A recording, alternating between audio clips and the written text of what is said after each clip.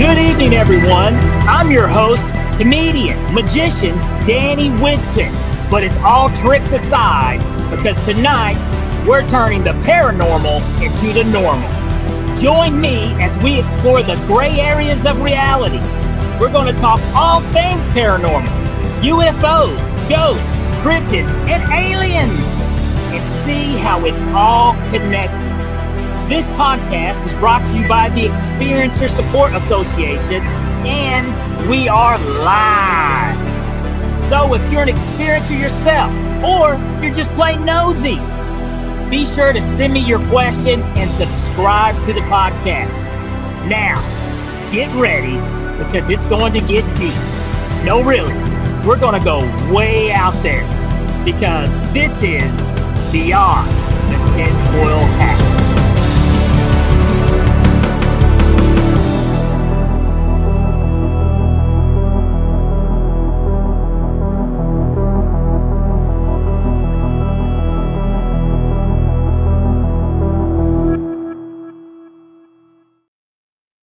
What's happening, my paranormal junkies? Welcome to Beyond the Tinfoil Hat, and I'm your host, Danny Whitson.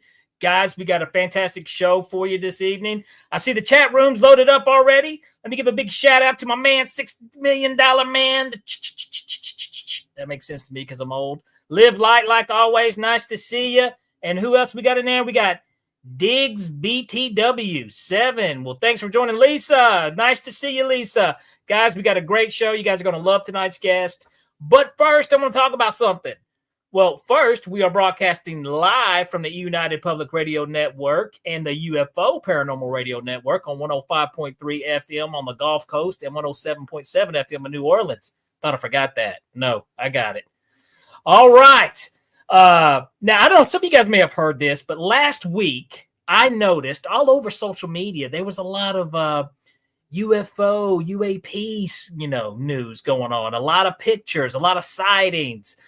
There was actually a sighting over the Capitol building in Washington, D.C. There was videos floating around on TikTok. There was one I saw in, I believe it was an airport or an Air Force base in Britain, and a lot of these were floating around. And it even, got the eye and ear of some of the normies. Yeah. The normies, the people who are not part of this world, not the paranormies. So they were posted. A lot of it was on social media and on TikTok. A lot of people were making their little TikTok videos. Well, I caught wind of this. I looked into it and I sent it over to my man, Ryan Stacy, who is, a private investigator himself. So he really knows how to look into things. And come to find out, most of these pictures were bogus. Most of them were CGI. A lot of stuff was it wasn't real. And unfortunately, the day and age we live in, the information age, this is something that happens a lot. Chris, pull those pictures up there real quick. I just want to see if, like this image here, this was supposed to be of a UAP. Ryan looked in this. This is clearly CGI. It was, photoshopped. And then the lights over the Capitol. Do we have that one on there too? That right there. Now that's been all over the place. And yes, there was an incident once, that has happened. That's been documented, that a UFOs have flown over the Capitol building, but not this. It didn't happen last week. So, and I don't know who's doing this, who's putting the bad stuff out there. But like I said, the best way to hide the truth is to dirty it up with BS as well. So just remember, always keep your guards up when you do see stuff like that, because there is a group out there that is putting bad information out there as well. And also, it may have become, apparently there was supposed to be like an alien invasion today. Like us versus the aliens in the sky. Supposed to have been a big deal today. That was another rumor. I don't know, but that didn't happen either. So, but anyways, guys, just remember, always keep your guard up. Don't trust everything you see. And we know just because there is, fake stuff out there, that doesn't mean, this isn't a real phenomenon, because we know it is. All right, guys, now that that's said, we're going to get right on to tonight's guest. Give me 1 second here. I'm going to pull it up. All right. She is a best-selling author, a galactic ambassador, and a channeler of initiative transformational coach, specializing in her unique energy healing. I tell you what, guys, let's welcome tonight's guest, Dr. Lisa Thompson. Hi, Danny. So great to How be here with you. Awesome. Well, I tell you what, Lisa, we're excited to have you. Looks like we got a good group here tonight, waiting, getting their questions ready for you. But I tell you what, if you don't mind, do you care to introduce yourself a little better to the viewers? Yeah, I would love to. So I've actually been an experiencer contactee my entire life, it turns out. And my first conscious memory of being taken onto a craft was when I was 15. So I'd love to share that story if you're up for that. But over the last 6 years, I've really been doing more of that deep dive spiritual connection with my ETs. And it was back in 2022 that I started channeling, specifically the Arcturians.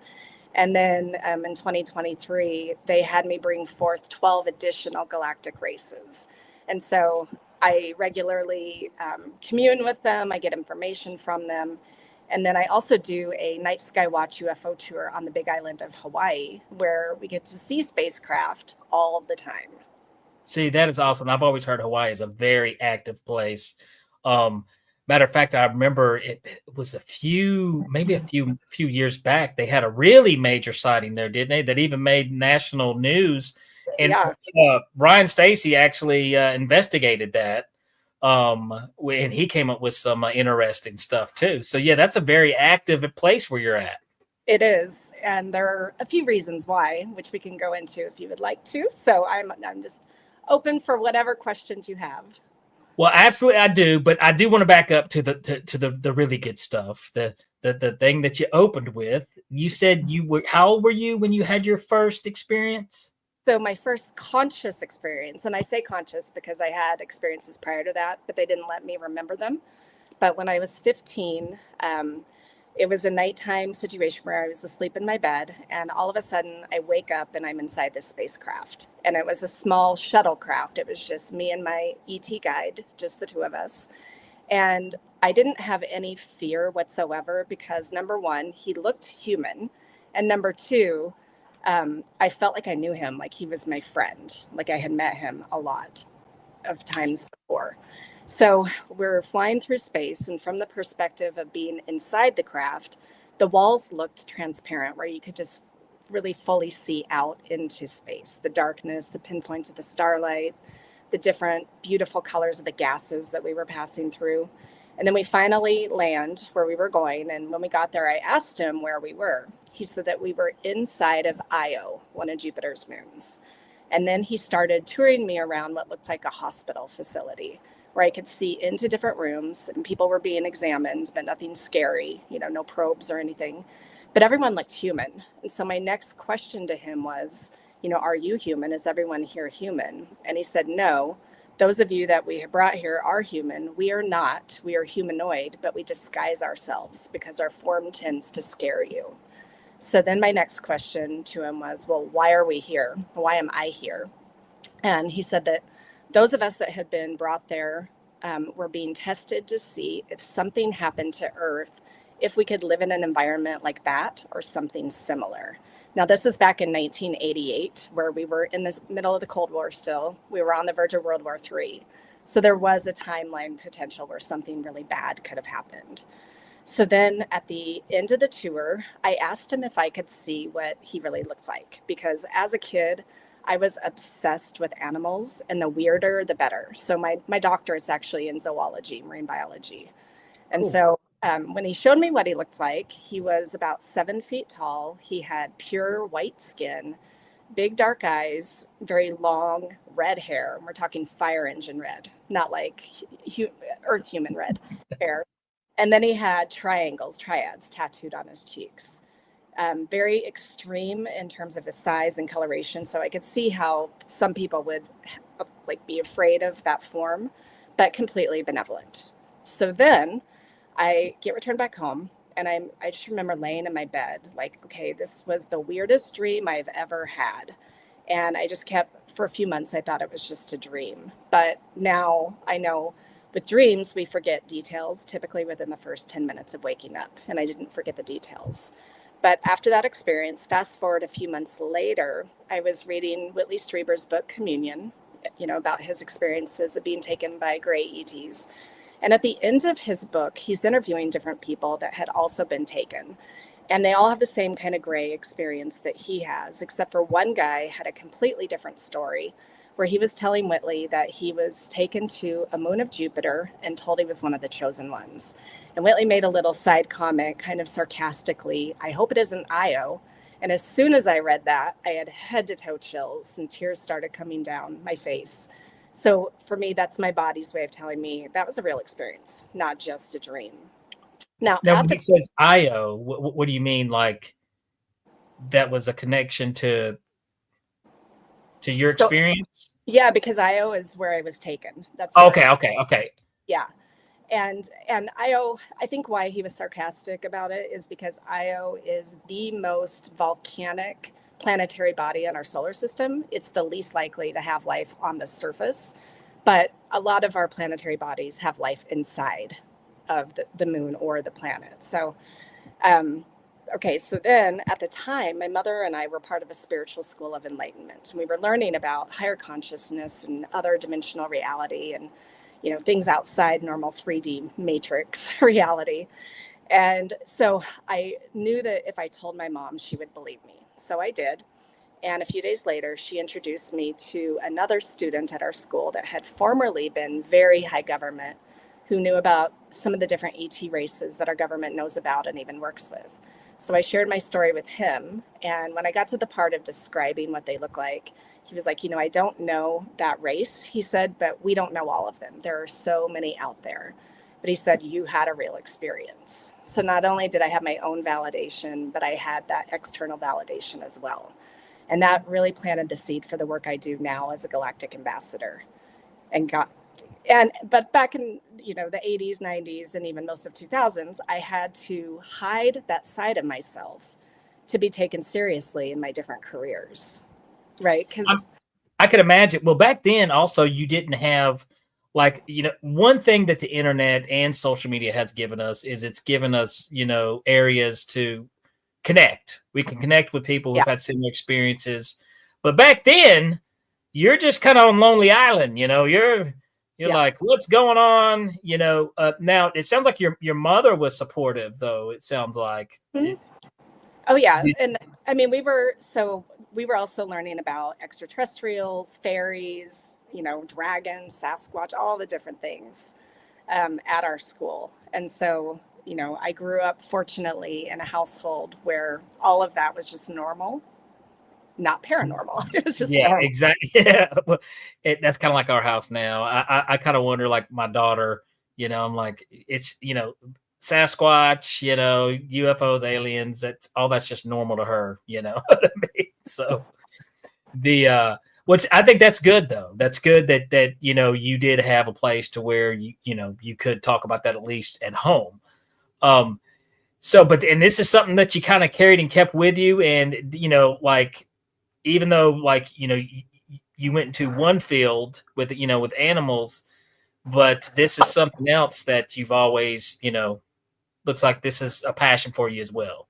It is, and it's only been since I've moved here to Hawaii 4 years ago that I actually fully stepped out of the proverbial closet, the ET closet, because after I left academia, academia was too confined, really too in the box in terms of what you can research, what you can write about, getting it published, all of that. And so after that, I was in mortgage for 5 years, interior design for 12 years. So I had these really normal careers. And then 7.5 years ago, I started my spiritual business. And I one of my modalities is past life regression therapy. And I was having clients come to me and they were experiencing Earth lives, but then they were also, a lot of them were starting to come up with lives that were not of this earth. And so that really kind of opened the door for me. And 6 years ago, though, I was taking a psychic intuition class, and the first night of class, our teacher led us through a meditative journey to meet a spirit guide that would help us get extra information if we needed it. And so I had done a lot of spirit guide journeys, met humans and animals. This time, though, was completely different. I went to a different realm, and in front of me were the most beautiful blue beings. They had large bald heads, bigger eyes, skinny bodies, and they exuded the most pure love I have ever felt in my life, more so than anything here on earth. And their message to me was, you are one of us, we are one of you, we are family. And we were to ask if they had a name that they wanted to be called. And even though there was a group of them, but there was one that was to the front that was the spokesperson. And the name that was given to me was Uluru. And then they also gave me a gift of a crystal. Now, at the time, I didn't know who they were, but I came out of this journey and we're going around class sharing who our spirit guides are. Everyone's got normal humans, but I have these other beings.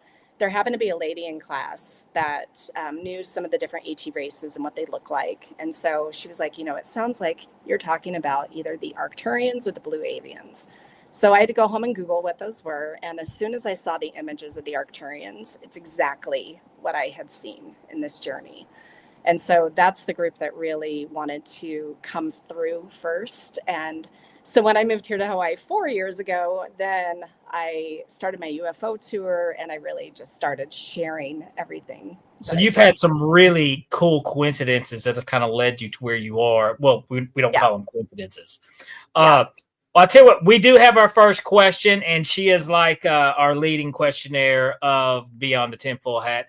Literally, and she has the best questions. And I think, Chris, we need to get Liv Light a theme song. Like her first question of the night, she needs her own theme song. I really think so. But here we go. Liv asks, and she always tries to tongue tie me too. All right. And she does her homework, by the way. I'm telling you, she gets up early. Liv Light, what ages did you go to the RSE? Were you taught by Jay-Z Knight? And what do you think is the Ramtha's main message for humanity?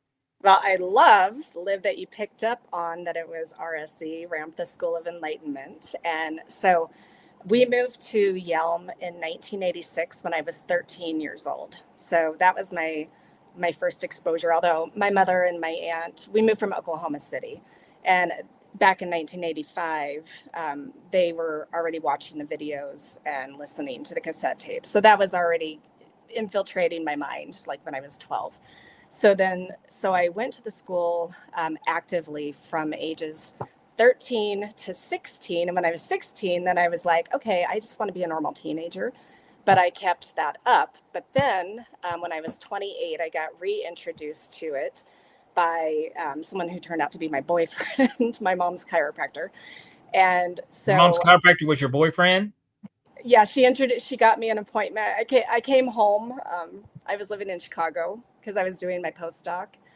And my mom, she's like, I got you an appointment. And a week before I came out, he called me up and asked me out on a date. Because this was after the appointment. Nope, it was before the appointment. Oh, before the appointment. Okay.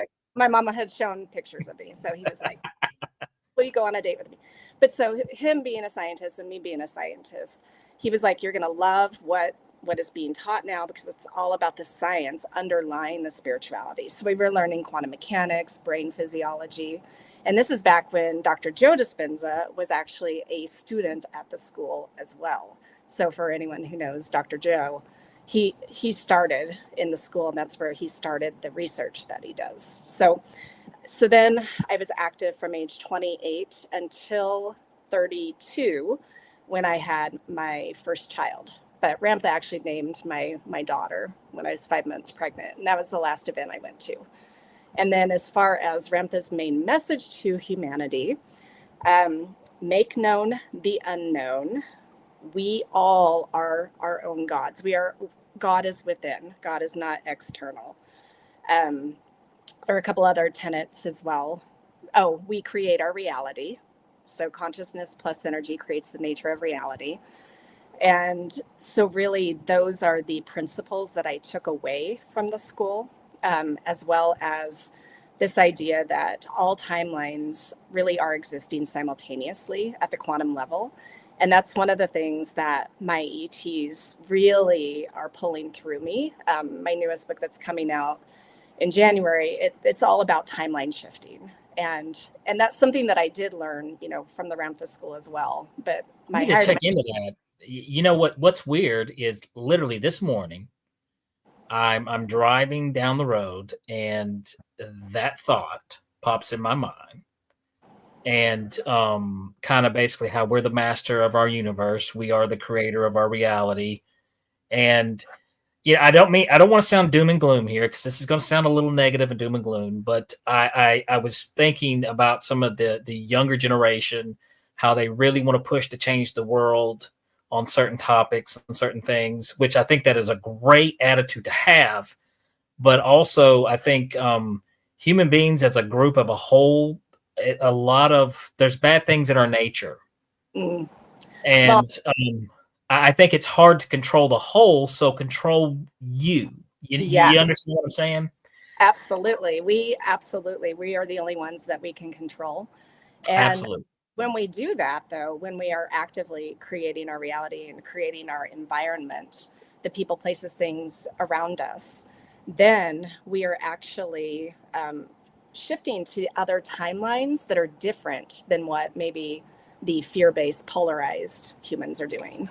I totally believe that, and and there's a lot of people that are familiar with that topic. It's like, well, if you think good things will happen. Well, technically kind of, yeah, that's true.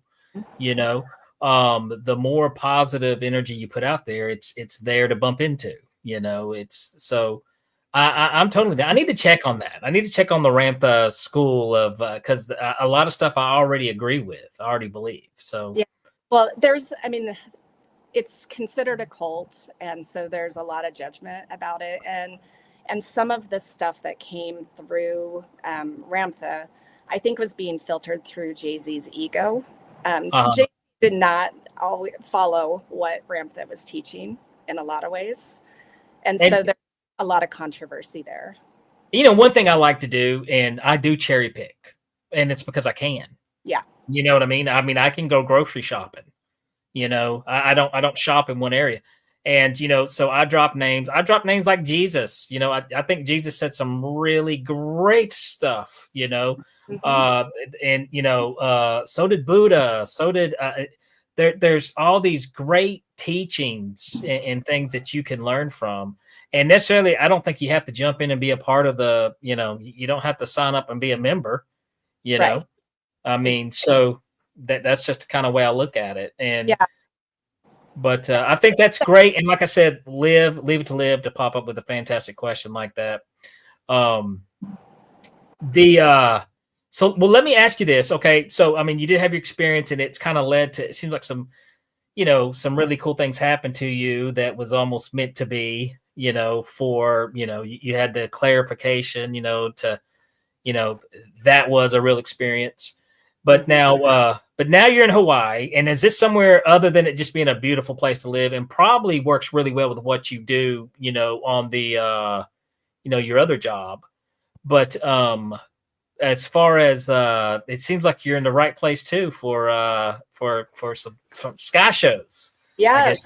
Well, it was the middle of COVID, and I was called here to the island. I don't know. I mean, I do know why now, but there was no reason for us to move. We were living in Olympia, Washington, but my daughter, she's the one that instigated it. And it was May of 2020, and she's like, I don't want to live in Olympia anymore. I want to move to California. And I was like, oh, no offense to California, but I'm like, the water's too cold. If I'm going to go, I'm like, I'd move to Hawaii. It just fell out of my mouth.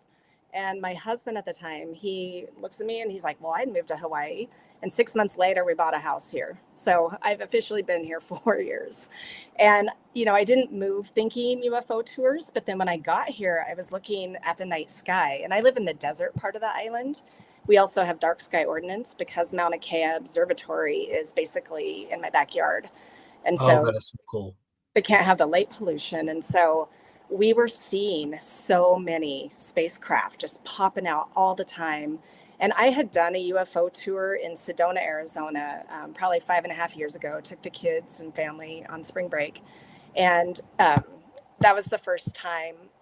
So they have a lot of different operators that do UFO tours in Sedona. And that was the first time that I got to use the Generation 3 military night vision goggles. And that was a game changer for how much more you can see in the night sky. Wow. So then I was like, okay, well, we're in Hawaii. There's a very, very strong connection with the Hawaiians and the star people, the Pleiadians specifically. We have a lot of the trans-medium craft, the ones that come in and out of the water. We have the volcanoes that attract the spacecraft. And so I'm like, I'm going to start my UFO tour business. And it's been going great. I absolutely love what I do because I love educating the public, because there is so much misinformation out there. Disinformation, misinformation. And so, yeah. Well, I tell you what, I definitely, so much we're going to talk about on that, because, you know, I've got so many questions, you know, especially just brought up, you know, why we do got another question from Liv. Liv says, I love Hawaii. I want to go too, Liv. I've never been there, but I do want to go visit Hawaii. Do you feel a connection to the Lemurians? Am I saying that right? Lemurians, yep. Have you encountered Pele? Pele. Oh my God. She's doing this on purpose. Hold on. Namakadeba. Oh, I can't say that. I don't know. Can you've been in Hawaii 4 years? Come on, Lisa. Can you pronounce that? Namakaoka. Namakaoka or Menahun? And the Menahune. Menahune? Yeah. Liv, you're killing me. All right. Okay. So I absolutely feel a very strong connection with Lemuria. In fact, this is part of the lost continent of Lemuria, all the Pacific Islands running from Easter Island all the way down to New Zealand.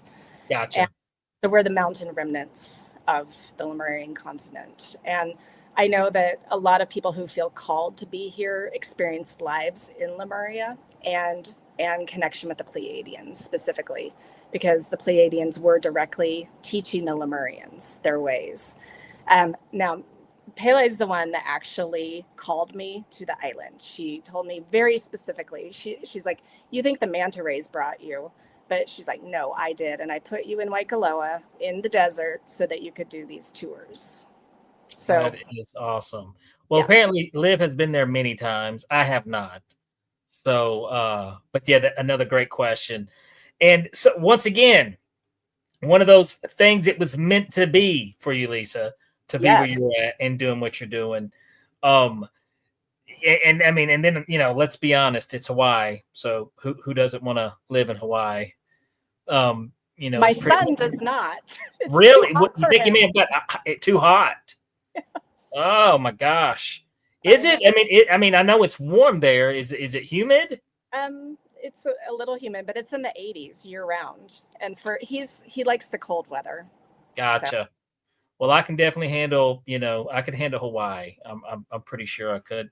And an observatory close by. That's got to be super awesome. You know, real quick, have you ever went and visited that?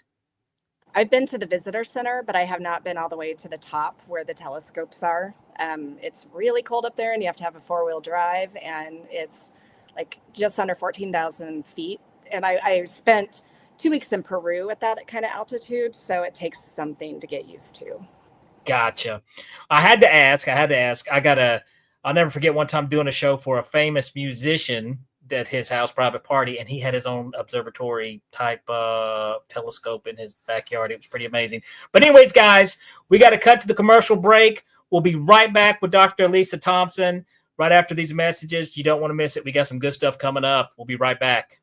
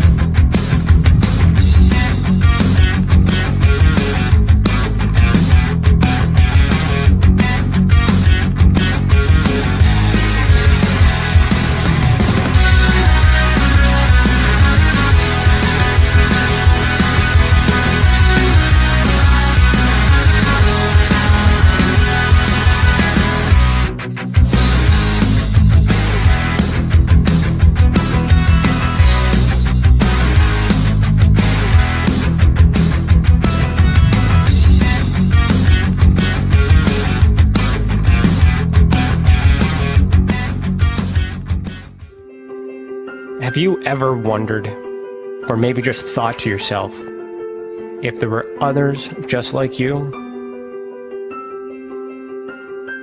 You know, people with extraordinary abilities, psychogenic advancement, and perhaps unique intuitions.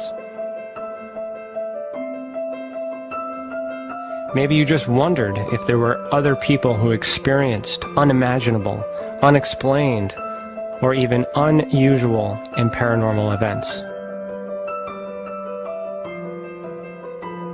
Are there people who have more questions, more fears than answers? Well, you're not alone. You've never been alone. We believe you. Sign up for EA today.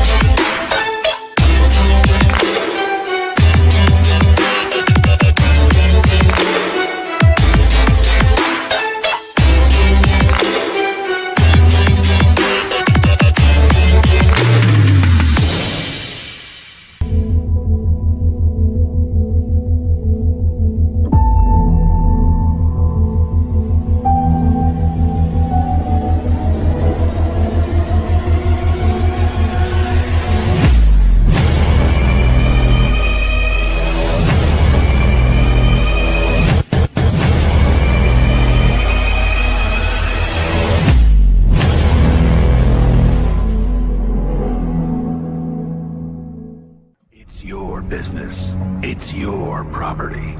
Your assets are worth protecting. Blacklight Investigative and Surveillance Services specializes in patrolling and inspecting residential or commercial property against fire, theft, vandalism, terrorism, and illegal activity. People and buildings are monitored to prevent crime. Keep your property, your people, and your assets safe from threat. Our elite staff are dual licensed private investigators and security guards. Blacklight Investigative and Surveillance Services. Go to blacklightiss.com.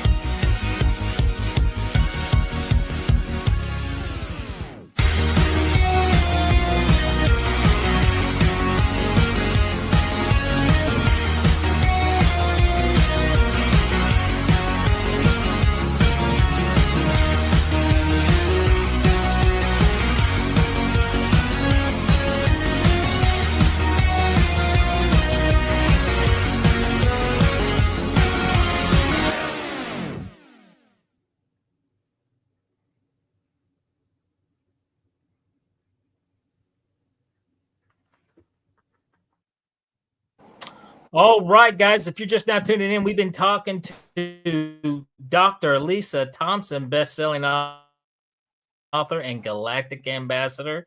And you're also the host of your very own podcast as well, right, Lisa? I am. It's called Connection to the Cosmos. What was the name of the podcast, by the way? Pardon? Connection to the Cosmos. We'll definitely get a chance to plug that again, but I can't remember if we talked about that earlier or not. But anyways, I want to get to the good, juicy stuff here. I want to get right into it, kind of where we were leading up anyways. I'm talking about these tours. Now, I'm sure you have probably seen all kinds of stuff. And, you know, we did mention how there is a lot of disinformation out there. I don't know why they're doing, well, we have our theories, but, you know, there's a lot of, you know, of that out there. But, you know, you being somebody who does these tours, you get to eyewitness, see this firsthand. One thing that really interests me that you brought up are the crafts that go in the water, in the ocean, and come out. Do you have any stories of those? Anytime have you ever witnessed that yourself?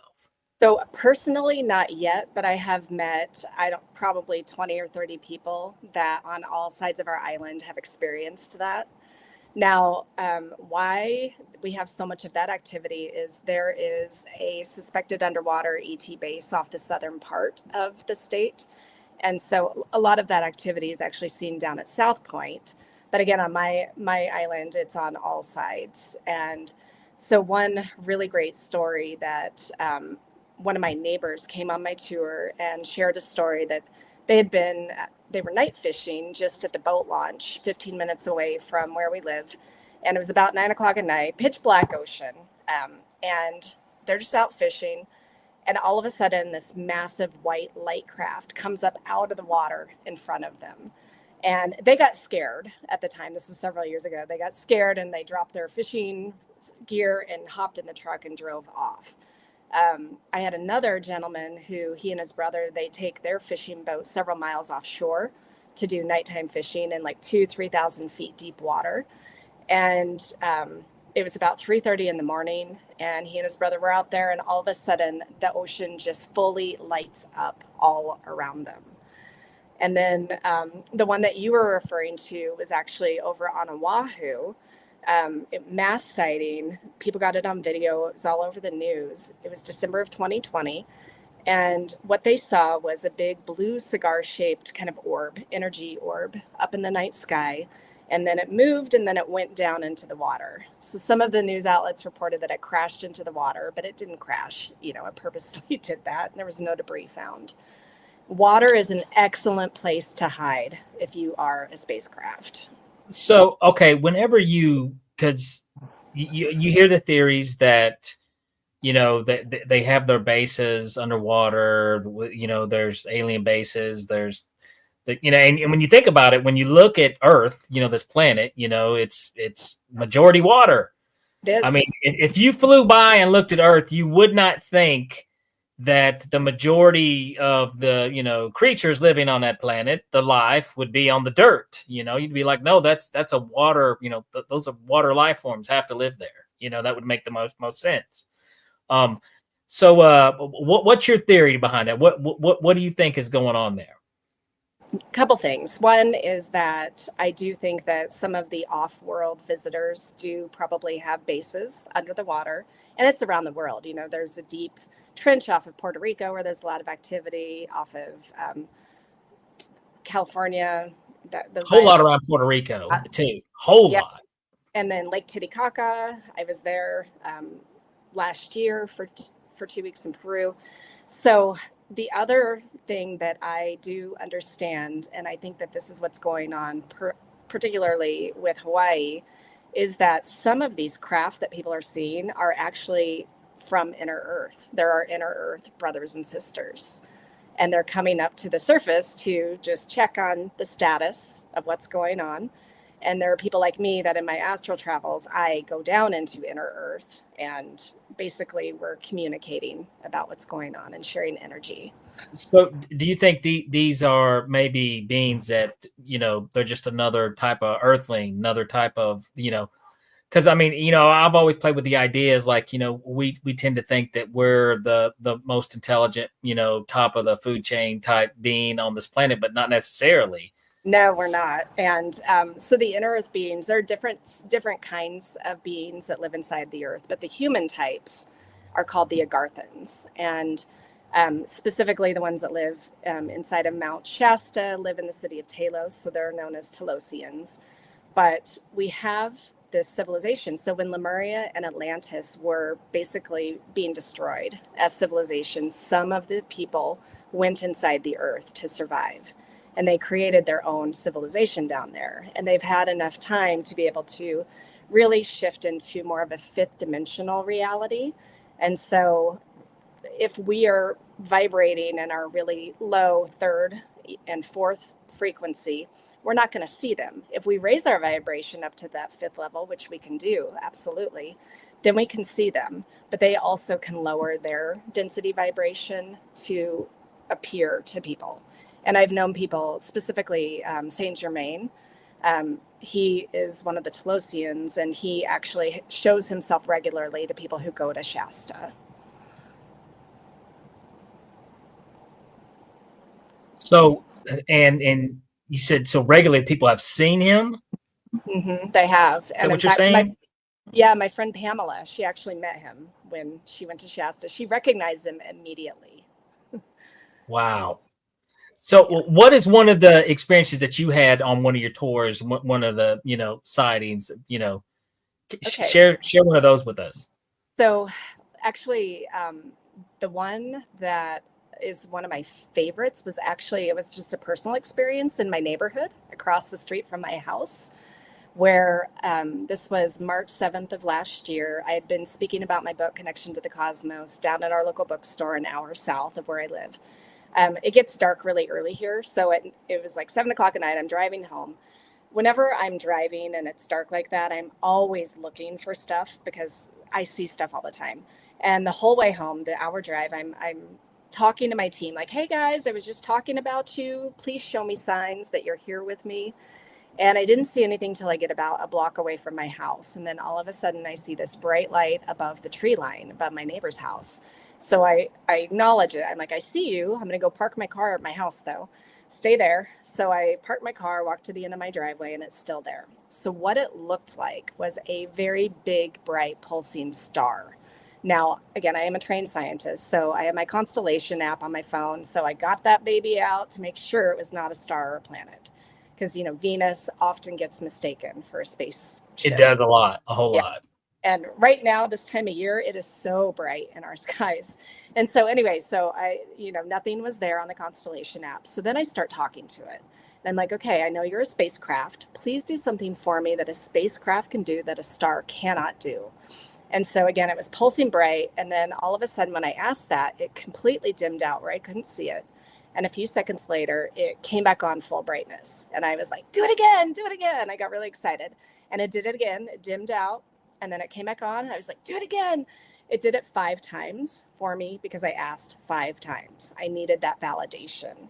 Wow. So then I realized sometimes I'm just so in the moment. I forget I have my phone. But then I was like, oh, let me try to take pictures and video of it. And so what my eyes were seeing was very different than what the phone was picking up, which is pretty normal. But at some point I had to go in the house. I hadn't even been in. And I always thank them for showing up. And so then I go in the house and look at the video and the pictures. And the video, it's super cool. It actually, you can see the pulsing, but you can see the spinning of the craft as well. And then, so then the very next morning, March 8th, starting at around 5:30 in the morning, people were starting to drive to work. And they were noticing these spaceship clouds all over the island. In science, they're called lenticular clouds, but the shape of spaceships. And these clouds, though, they stayed completely in place from 5:30 a.m. till 10:30 p.m. that day. And it was all over social media because we don't have the right atmospheric conditions to create those kind of clouds. And so, Wow. everyone was like, oh my gosh. And my friends were like, do you see these Pleiadian craft? And so I did get confirmation that craft that I experienced above the tree, that was just my personal experience. And then these, cloud craft or craft that are hiding in clouds were definitely Pleiadian craft. So that was a really cool thing. And that's the day that I was actually channeling the Pleiadians for my book. So, I always find it interesting too, is, a lot of people, talk about how they have a psychic subconscious, communication. Yes. With the crafts and the sightings. And so many people say that. And it's so, it's so interesting. It's almost like if you're connected and your windows are open, that you're able to communicate. Yeah, well, and that's one of the things that I teach people how to do, both on my tours and then in private sessions, because we all have the ability to have this kind of communication, have this connection. We are part of the greater galactic community. They do want us to know about them. They don't want us to be afraid of them. And, the ones that I really work with are 5th dimension or higher. I don't do anything that is still polarized. And I stay completely out of those lower frequencies. Do you think that's why, human beings have such a hard time communicating, consciously, without speech? I do believe, remote viewing and a lot of things that we have experimented with, we've just touched the surface on trying to explore and learn about ourselves. But it's just that we're not in that higher dimension as the others are. Yeah, well, and part of it is that we, we're here as humans to experience all the things. We choose our experiences before we incarnate here. And so, but we have free will. And so if you don't like what your life is doing, you can change it. Absolutely. And so for me, really, I personally had to clear out a lot of blockages, old stories that were just keeping me stuck. The more that we clear out emotional baggage, trauma, that opens us up to having a higher frequency vibration and really operating from a state of joy, being able to follow our passions, coming from a place of love instead of judgment and fear. I totally agree. Well, we've got another question from Live Light here. Let's see something. Has Ulura the Arcturian, am I saying that right, suggested how best to activate our latent DNA? As a galactic ambassador, have you channeled any messages for us 3Ders to improve our world and our frequency? I love the way, Live Light classifies us as 3Ders. Yeah. I love it. Well, so actually in both my Connection to the Cosmos book and my Wisdom of the Galactics book, there are journeys that the different ETs have led to activate that latent DNA. We have up to 22 different ET races in our DNA, and we have superpowers available to us, all of us. And again, really the key is to clear out those emotional traumas and blockages. Because that is how, if we're vibrating in that higher frequency, we're naturally activating that DNA without needing to go through a process. It's just naturally happening. And then as far as, the messages that are channeled, I mean, yes. So both of those books, I also have them as a meditation bundle. I've got individual classes that are evergreened, that are really cheap, and so I do have that available for the 3Ders. These messages. The 3Ders. Well, here's another question from our 3Der. Let's see. Live Light. She goes, as a healer, is the 528 Hz the most effective healing frequency?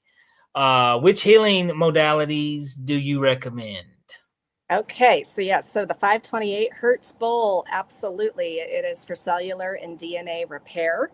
And that is the one that I use in my healing sessions with my clients, as well as on the UFO tours. So I have two options on my tours. I've got an intro, which is for the people who maybe are kind of on the fence and just curious.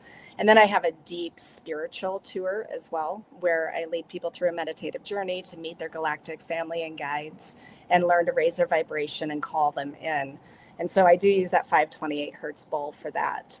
So as far as healing modalities, so my ETs have given me my own unique healing modality that is called Galactic Ascension channeling. And it combines energy healing from my Arcturians, my Sirians, and my Mantis.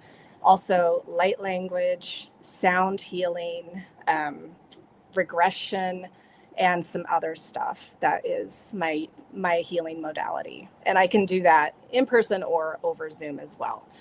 There are other, different healing modalities. Some people like Reiki, QHHT, there's a bunch. Some people are specific sound healers. I have my whole collection of chakra bowls plus that 528 Hertz bowl. So we all have the ability to heal ourselves. We just need to open ourselves up to that. Fantastic answer to a fantastic question. All right. Well, finally we got somebody. Mr. $6 Million Man is popping up with $6 million question. And hey, man, I love this question. I'm gonna say why I love this question, because it kind of brings us back to where we started. I did mention this at the beginning of the show. And I love the way 6 Million's bring it back. Hey Lisa, nice to hear from you. What's your thoughts on what everyone is talking about lately with the so-called alien event this week? Do you feel there's any traction to it? Kind of like what I talked about, how there was a rumor floating around social media. A lot of people, And, even though, I had mentioned we did some little investigating into it, and I didn't see any really strong lead, $6 Million Man, but that's not to say there may not be something to it, But what's your opinion there, Lisa? Do you think there's a secret war going on, something that we don't know about? So one of the things that I don't talk about this very often because I try to stay out of that kind of fear parameter. But what I do understand is if there is any kind of alien invasion going on, it's not the ETs doing it. It's a false flag from the governments trying to keep people in fear and in control. And so that's my thought. And I don't know if it's going to happen or not, but there is a lot of speculation that at some point something like that might happen. But again, we have these multiple timelines going on. So there is a timeline where it did happen today, perhaps, or this week. And we're in a timeline where it didn't happen. So. And, I try to make so much sense of that because, I do believe some of these crafts are ours, and I do believe that the government, the dark ops out there do put these crazy stories and crazy rumors to kind of keep us, not guessing and not knowing what's going on. The UAP, the UAP hearings that Congress held just the other week, was it coincidental that it was about 3 days before the big election? I don't think so. Right. So there's a lot of that stuff that goes on, but a great question, $6 Million Man. But at this point, who knows? But I think it's probably, the big boys messing with their heads a little bit. We got one more question here before we get out, and Liv is going to top it off here. Would you offer videos of your UFO tours experience for those who cannot attend in person? And when is your timeline book being released? Oh, great question. So I actually do have a compilation of some of the craft that we've gotten on the night vision video camera on my Facebook page, Big Island UFO Tours business Facebook page. And so there are some examples of that. And then the timeline book is actually, I just talked to my publisher yesterday. We are releasing it January 16th. We got to get through the holidays because there's too much going on. And so January 16th, and that will be available on Amazon as well as my website. That is awesome. And now, since, we're getting here close to the end of the show, first of all, I want to say, Lisa, you've been great. And is there where can we learn more about you? Where can we check out the podcast? Where's it at? Let us hear it. So, okay, the podcast is Connection to the Cosmos with Dr. Lisa Thompson. It's on YouTube as well as all the podcast outlets. So if you watch on YouTube, you get to see the people. Otherwise, you just get to hear it. And then my website is drlisajthompson.com or mysticmanta.com. And then I also have bigislandUFOtours.com. And then I can be found on Facebook, Dr. Lisa Thompson or Big Island UFO Tours. And then I'm also on Instagram, Dr. Lisa Thompson _author. Awesome. And, like I said, if we can't make it to Hawaii, you do a virtual thing, correct? It's not exactly virtual, but I have samples of what we see. Yeah. And if we are in Hawaii, not only can we enjoy some delicious spam, we can also go on one of your amazing tours, which that would be something super cool to experience. So you hear that, guys? Any vacation coming up soon? You guys listening out there, you want to check out Dr. Lisa Thompson's tours. Well, this has been a fantastic episode, very interesting. And unfortunately, an hour is not enough time. We'll have to get you back on here, Lisa, to talk about some more of these experiences and stuff. But I just want to say, hey, thank you so much for coming on Beyond the Tinfoil Hat. You were fantastic. Thank you so much for having me. All right, guys. First of all, I want to give a big shout out to all you listeners and viewers. Lisa, thank you so much for popping in here tonight. Liv, like always, with your awesome questions, and $6 Million Man with a good one, too. David Martin, I believe I seen you pop in there, man. Thank you guys so much. I love seeing you guys pop into the chat. If you guys will, tell your friends, spread the word, tell folks to check us out. We stream live every Tuesday night at 7 p.m. Come in with your questions. The more questions, the better. It keeps things flowing well. And like I said, you guys have some of the best questions for our guests. Thank you so much. You make my job easier. You really do. Guys, if you have not done so, head over to Patreon at Heed the World. Show us a little bit of love. Make a little donation.